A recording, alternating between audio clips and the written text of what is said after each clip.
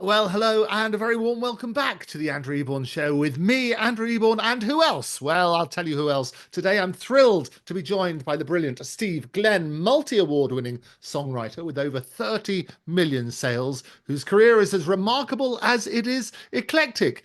His first publishing deal was with Screen Gems Columbia Music, where he worked alongside icons such as Burt, Bacharach, and Hal David, Carole King, and Neil Sedaka.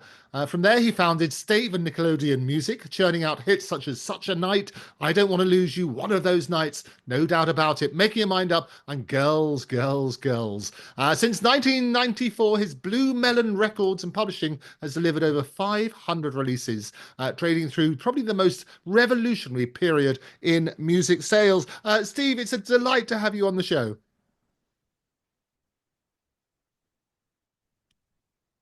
Well, good morning, Andrew. Thank you very much. I'm sorry to keep you waiting, but technology, as it is, your internet connection is unstable. Ah, Well, that would be is that no what it's good like? for There's like a AI lot of then, people in the would it? music industry. The internet is also unstable. I love it. I think we're all zoomed. This is the problem these Yes. days, isn't it? So a little bit of delay. Yeah. I want to first off, I Steve, haven't start, used start Zoom for a while, so I just had to update the whole system, yes, it's a little bit slow. We get the hamster wheels churning. Well, I'll I tell you can what hear I'll you. do. I'll appreciate there's a little bit of delay, but I want to look at your career, your stellar career, but also then get up to date with the whole thing about how AI is changing every aspect of our life, across medicine, across industry, but also across the creative industry. But let's look at your career first of all, because you were discovered at Claremont High School in Harrow by Cyril Stapleton, England's answer to Glenn Miller at that stage. How did that come about? I started very young, actually, busking in the Finchley Road, and used to go up there when I was about 14. And I met some other guys. We formed the school band, and then went on to other bands. And through one of the guitar players, he was working with Cyril. And so Cyril said, would you like to join the big band? So I was in the big band with Pete Townshend's father, who was the clarinetist. That's Cliff Townsend.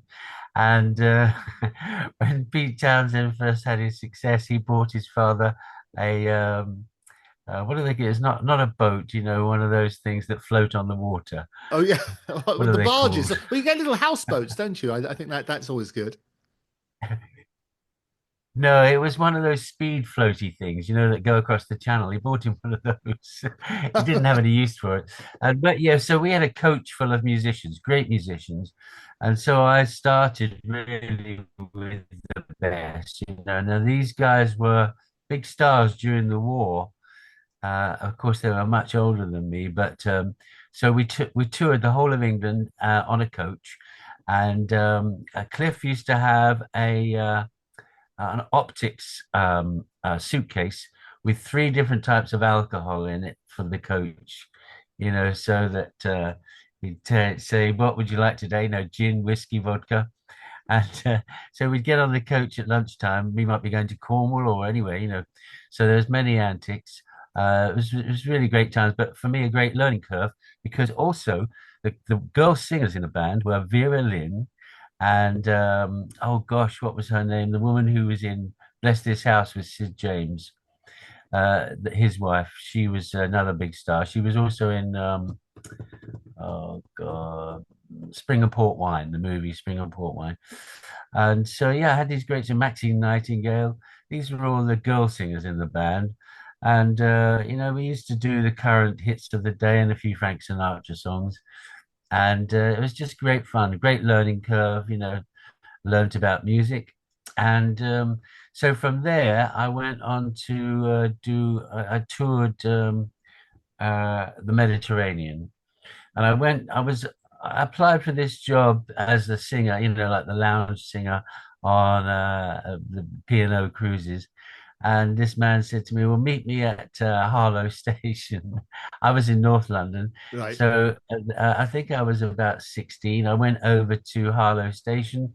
I sang for him on the station. And he gave me the job, and I was out on the high seas the next week. And that was the year I actually got caught up in the Arab-Israeli War in 1967. And so our ship, the Chusan, we were told to stay there for 6 days while we were surrounded by Israeli gunboats. And in those days, it was 10 pence a pint. So Ah, 10 old pence a you should have bought pint. ahead, Steve. You could have have a lifetime supply for a quid.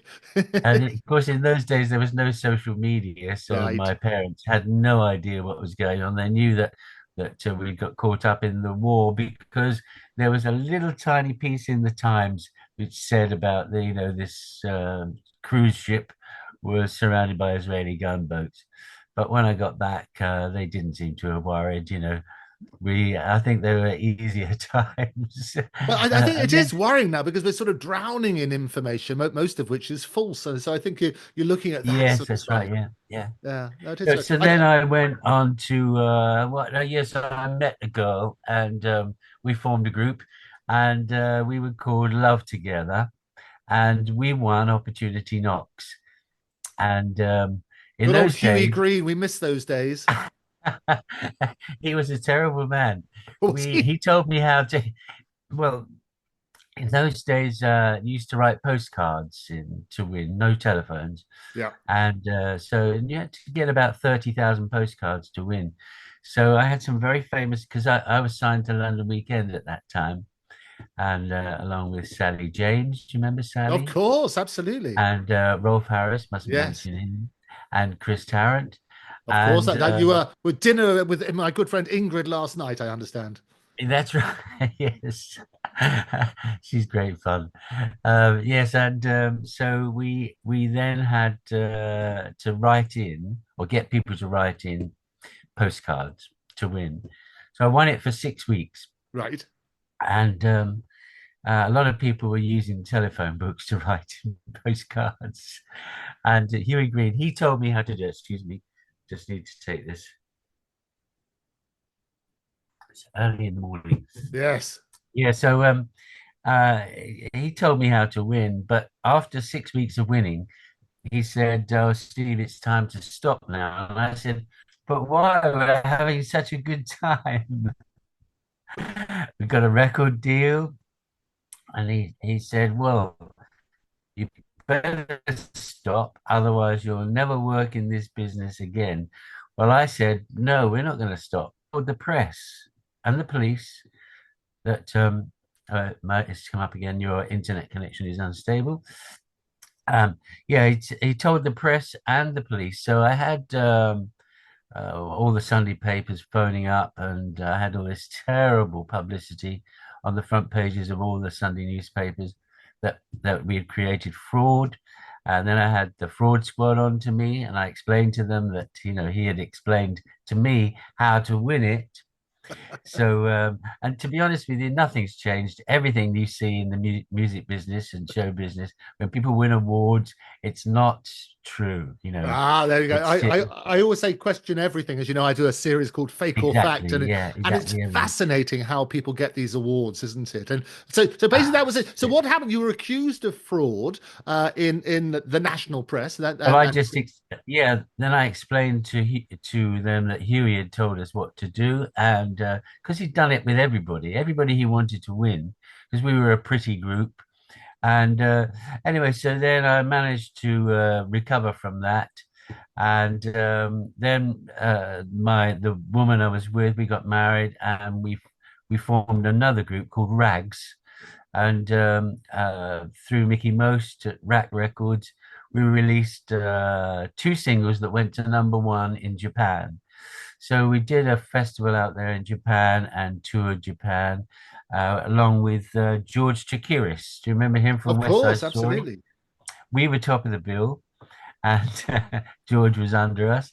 And we toured with Shirley Bassey. She was touring the same cities as us, but we were outselling her. And I used to play cards with her husband when we were in the same cities. and she threw me out one night. I mean, I was very young, and he was quite much older than me, but she said I was leading him astray. Anyway, so then yes, we had two number ones in Japan, which gave us enough money when we came What were they back to called? What were the two number ones? the first one was I Can't Hide My Love, which we also recorded in Japanese, Oh, well which done. is I can still remember it. It's Mo kekusei nai kono ai yo atsugu tukiru kono boku no enoichi, and Very etc. impressive. Go on. I love it. Yeah, so that was the first number one, and then the second one was Promises, Promises, which was number one. And so that gave us enough money, me and my wife, to buy a house in Fulham, Right. and nice little house in Fulham, which would be worth, an arm and a leg now. And what happened then? Oh yeah, so then I decided I wanted to, because Mickey Mouse said to me, "You're not the best singer in the world, but you're a good writer. But you're a good writer. So why don't you try, writing for Hot Chocolate, yeah, Racy, Susie Quattro?" So I literally gave up my career as a singer and became a writer and producer. And I never looked back really. And unfortunately, Nicola, my ex-wife, and myself, we split up. Although she's still my best friend now. Right. She's on her, I think, ninth husband, and I was the first. She's a great friend of Ingrid, and yeah. So then I had a daughter. I had a daughter. So I used to travel. I think I worked in just about every country in Europe, Australia, America, and I remember taking my daughter because I was a single parent with a little girl, and I used to take her all over the world with me. And we were in Japan the day the Emperor Hirohito died. It's not easy to say that, Ah, Emperor Hirohito. And I've got a great picture of us outside the palace the day he died, when she was about, I don't know, 1.5. And I've got another picture of I still keep my hand in as a singer. I do these charity shows. So right. we were doing a show in Thessalonica in Greece, and in the amphitheater there, and she wouldn't go to sleep. She was 2 then.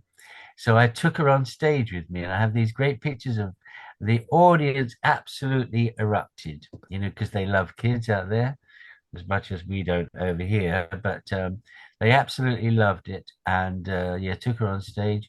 And that night, then at midnight, I'd just come off stage. At midnight, there was an earthquake in Greece, and all the lighting came tumbling down onto the musicians, and then we had to try and get some of the other artists out from in the dressing rooms underneath the amphitheater. It was Right. very exciting.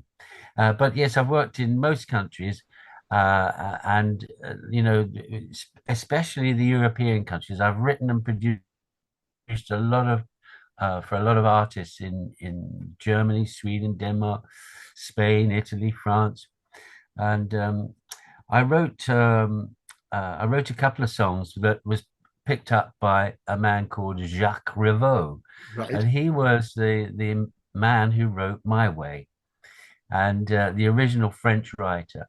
So he saw me down in the south of France, and he said, "I'd like to sign you to my record label."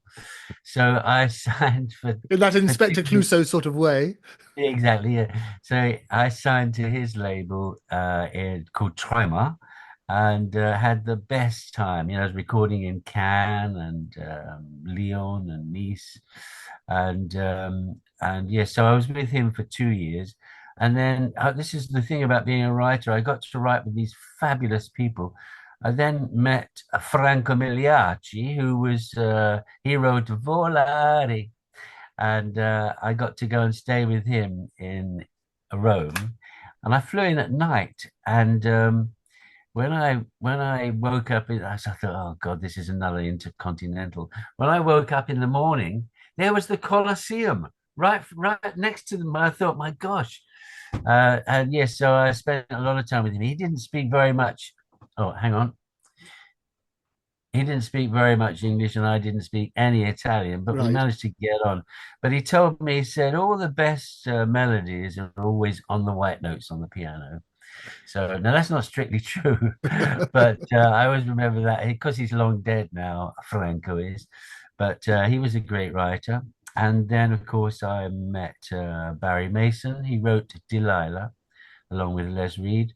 And I wrote quite a lot of songs with Barry and, friends for many years. Unfortunately, he died of COVID during the COVID situation. And a great friend of mine, we did some tours of Sweden and Scandinavia, and it was just a laugh a minute. We went, we nobody knows us as songwriters. We're the people behind the scenes. Yes. But so we advertised the tour that the Swedish promoter did just with the hits, and it was sell out every night. And we went on the road with a 50-piece orchestra and a 40-piece choir. Wow. And I insisted that Barry top the bill, and he used to cry every night. He couldn't believe he loved him so much. Oh, I don't know. It's a joy if you can cry to order. I think that's fantastic. Well, yeah, he was a very emotional man and a terrific fellow, though, because you know that story about his about Delilah when he Tom Jones was doing Top of the Pops. Do you know that story? Tell me. Well, yeah, Barry went into the men's toilet in the bar at BBC, and a man came in there and he was stood next to him in the cubicles, and was whistling Delilah. And Barry, he said, I couldn't help myself. He said, I leant over and he said, I wrote that song. And the man turned to him and said, I thought it was Les Reed. And he said, well, Les wrote the music and I wrote the lyrics. And the guy said, I'm not whistling the lyrics. So there was a bigger put down. Glorious. No, yeah, Yes, and I mean, as you say, you've worked with some real legends in the industry. Diana Coupland was Sid James's that's wife, I it. think, wasn't Diana it? Coupland. Yeah, Yeah, yeah. I think that I was think it. she's dead now as well. Yeah, she All of the died on 10th of November 2006, if I remember rightly. So Yeah, yeah, yeah. some Do you some know time. when I because I did quite a few shows with Vera Lynn as well, and when it wasn't my turn to sing, the band would play, In the Mood or some other Glenn Miller song, Right. and so I used to dance with Vera Lynn. We'd just go out on the dance floor because these were dance halls we did, Yes. town halls and places like that. And it would be like a 35 piece big band. Don Lusher, I don't know if you've heard of Don Lusher, he Of was a course. Yeah. trombonist. And but Cliff Townsend he was a real character. And I have some great, I mean, there was one because we used to have a coach, and so some of the journeys would be very long, we'd all sleep, but I at that time I used to wear you're too young to know this, Andrew, but I used to wear clogs. Ah, no, I saw a mouse wear there on the stair. These Absolutely. were quite fashionable for a while in the early 70s. And anyway, all the guys were older than me, and they decided to put my clogs when we were in traffic through the skylight of the Right. coach. And as the coach started to drive away, they woke me up and I said, well, where's my shoes? And then they said, turn around, and you could see these clogs bouncing off the back. So when we got to the gig, I had to do them it's barefoot, so I had no other shoes. So And you were it the was funny inspiration because for Sandy Shaw, were you? yeah, well, no, I think she'd already because she was in the 60s, wasn't she? Yeah. Sandy Shaw. But yeah, we were a strange bunch really because one of the other guys I remember he used to tie his shirts. We had these frilly shirts to his maroon trousers, velvet trousers, in a knot, and put them under the seat of his car until the next gig. No ironing or anything like that, because everything was skin tight. It Yeah, didn't yeah, matter. well, no, glory. Well, you've worked with some incredible names. I mean, obviously, well, you took your inspiration from Sandy Shaw. A number of other people perform barefoot now, obviously as a result of the clog incident. But you've worked with names such as Cliff Richard, Gloria Gaynor, Roger Daltrey, obviously Hot Chocolate, Bucks Fizz, Susie Quattro, many fantastic people in the industry. Who do you think? It's probably an unfair question, but who's left the biggest impression on you and why? Well, do you know the funny thing is, I mean, it's 30 odd years since I worked with Cliff, but last year a friend of mine, she organized for, she invited me to dinner and on the Thames. She's got a lovely flat on the Thames. And so I was on my way over there, and I thought it would just be me and her husband, her and her husband. And on the way over there, she said, oh, by the way, she said, she phoned me in the car and said, what songs did you write for Cliff Richard? So I told her, and I mean, I had to rack my brains, and I told her, and when I arrived at a flat, the lift comes up into a flat, and the doors open, and there's Cliff standing there, and he starts singing to me a song I wrote for him called "Brother to Brother." Right. Brother to brother. And it was just the most, I hadn't seen him for 30 odd years. And it was just the most amazing night. I had 7 hours of sitting there with him, reminiscing and laughing. He now lives in the States. I think he's got a home in Miami and New York. No He's longer got one here. in Barbados as well, hasn't he? I think he sold that, and Oh, the did he? one The in Sandy near Sandy Lane. I went there fairly recently, but no, no, I think he was trying to sell it. Well, if he sold it, congratulations. Oh, I don't know. Yeah, I mean, I know that he's sort of now fully ensconced in the States.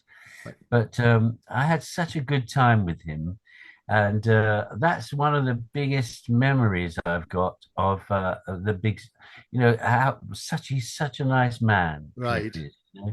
And And is he happy now? I mean, there was a stage when it was I think he is. we come on Yeah, to media, yeah. I think he's very happy. Yeah, Good. he was.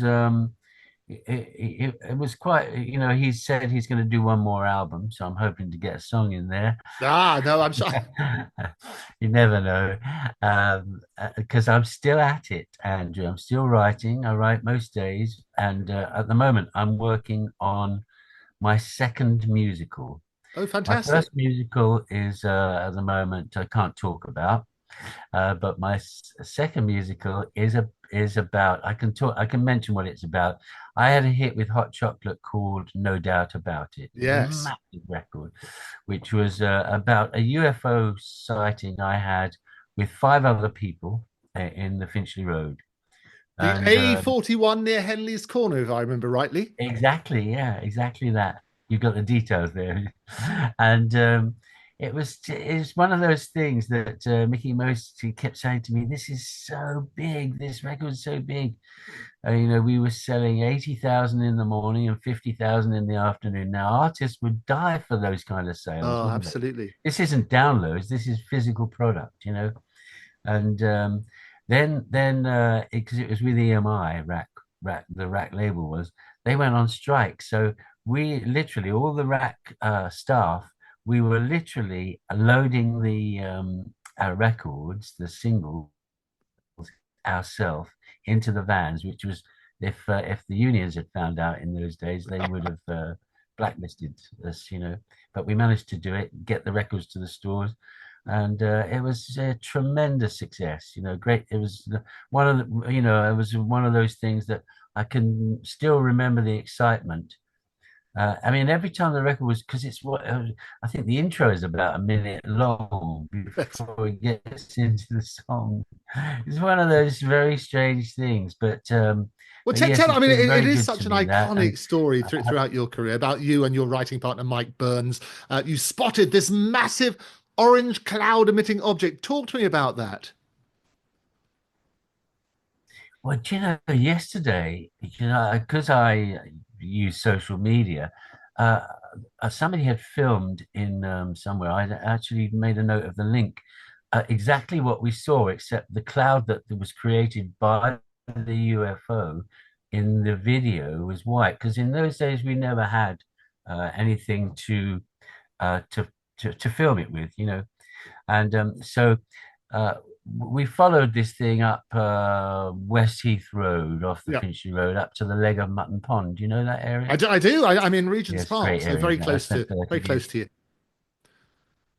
Of course, yes, of course. No, I spent 30 years there, but now I'm out in North London. But yes, so I was. We stopped because the craft stopped right above us, and we all got out, and out from it came smaller UFOs, and they started to dive bomb us, and out of this cloud, it created a cloud that was orange, but in the song I couldn't really, there's no rhyming with orange. It's a word that you can't rhyme with. So I changed it. The only thing that's different is I've changed it to white and green. Oh, A there you go. cloud of White and white and green, or green with yellow five you could ships I'd do as never well, but seen. white and green, yes, okay.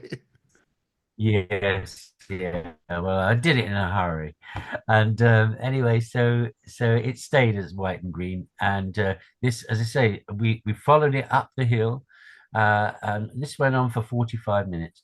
And I there was a phone box right there at the halfway up on the West Heath Road, and I phoned the uh, police, army, and the air force. Right. And the one thing that, but because after this all happened, we went on to Rack Studios, which was where we were going, and just up the road in Charlbert Street, and St John's Wood, and the police turned up, and they said, well, officially there is no such thing as UFOs, but we saw it too. Oh, they saw it too. So They admitted that. they admitted to it, yeah. And then since, I mean, a lot of other people have, if you look on the internet at that time, it was the 13th of January 1980. Yes, 13th of January 1980. And I mean, it had a big effect on me. I was invited to join the UFO Society, Oh, good. and I went along to these meetings. Yeah, the meetings, funnily enough, were in Totteridge Lane near Mickey Mouse's house. Right. And I met airline pilots and all kinds of people who had had these UFO experiences. I took a magnum of champagne and I put it on the table when I arrived, and I didn't know what to expect. And this man pointed at it and moved it across the table just by pointing at it. And then he said to me, sit here on this chair. I thought maybe it was a trick chair. And he levitated me, So that was quite an experience. But after a while, because I went on TV to promote it, and they used to say, did you take drugs? Yes. And Did you? non-committal. No, but the thing is that everybody just thinks that you've taken drugs, and remember there were six of us. So, I just thought, well, what's the point in this? They're just going to mock you. I decided to, after my first musical, which I can't talk about, I decided to write another musical. Actually, I was in hospital. I had cancer 2 years ago. And while I was in hospital, I thought, well, I'll start another one. And I met Don Black one night, Yes. and he wrote Born Free and Diamonds Are Forever and all these And great songs. I saw him fairly And I said to recently. He's him, still active as well, isn't he? he's a great fellow, isn't he? Yeah. And I said to him, I'm starting a second musical. I haven't quite finished the first one yet. I'm still working on it, although I've got a great deal for it. And he said, Stevie said, I've got seven on the go. so, so I thought, well, I better hurry up then. And no, so I started it when I was in isolation in hospital. And uh, then I mean, I have got this, it's fantastic. It's all based around that UFO thing, and no doubt Oh, about it. brilliant. But When do you think that's going to be ready? well, I'm nowhere near finished.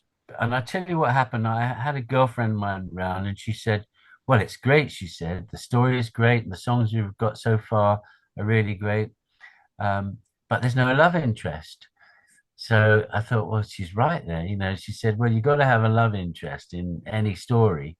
So I've now, don't laugh, I've had to write in a love interest. I can't say what it is, but I think you can Oh, guess. is it? Oh, is it interspecies? That would be fantastic. Like, exactly, yes. A Oh, I space love it. lover. Well, we have on my show regularly. We have Errol Musk, the father of Elon Musk, and Yeah, obviously yeah. he wants to populate Mars. And Trump has said, as part of his Excellent. campaign when he was campaigning for the presidency, that he would make sure that that mission is accomplished before the end of this term. So your timing couldn't be better, Steve.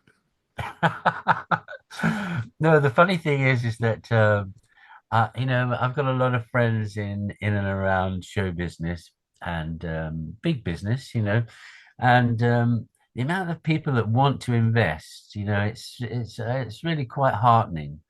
I mean, it's because they're my friends, not because they like it or anything, Yeah. because I haven't played it to anybody yet, But When uh, nothing breeds success like success, which is fascinating. Well, a friend of mine is a chap called I went to school with Nick Pope, who was famously on the desk of the Ministry of Defence for UFOs, and he speaks that's right. I around the do know world. about him. Yeah, Yeah, he's sort of the most famous UFO spotter, isn't he? And yeah. Well, writer. we went to school together, so Did you? Did you? yeah. So he's over in the States at the moment and going around the world, obviously still talking about UFOs. And he always says, I mean, all a UFO is just basically it's unidentified. He's never seen an alien himself, but there are still that, and so many different inquiries would come through. People like you would phone in, and he'd say, well, no, that's a weather balloon or whatever it is. But there was still about 5%, which they couldn't explain. If you went back to that night, has anybody ever tried to explain it? Obviously, a number of people saw it, apart from your Oh, bandmates. The police said they saw it. Has anybody explained what really happened? do you know? I went. I hadn't seen the other fellows that saw it with me for many years, so I decided to make a little film about. I thought, just to see if they're still alive, and so I went round and interviewed the other guys, and they all said exactly the same story. So it was definitely from intergalactic or whatever you want to call it. It's Yes. not of this earth. It's nothing like the technology that we know. But it's unexplained. And I'd never seen anything since. Right. So I don't know about what other people have seen. There's so much on the internet that you can go down little dark corners and web holes. So I've decided I only know what I saw and what my friends saw, and we all believe that it is from another galaxy far away. Because that was the other thing about when it went, the technology of how this thing went like Right. this, just silent, and it was massive. It Yeah. wasn't a small thing. It was enormous. It was at dusk, so it was very clear.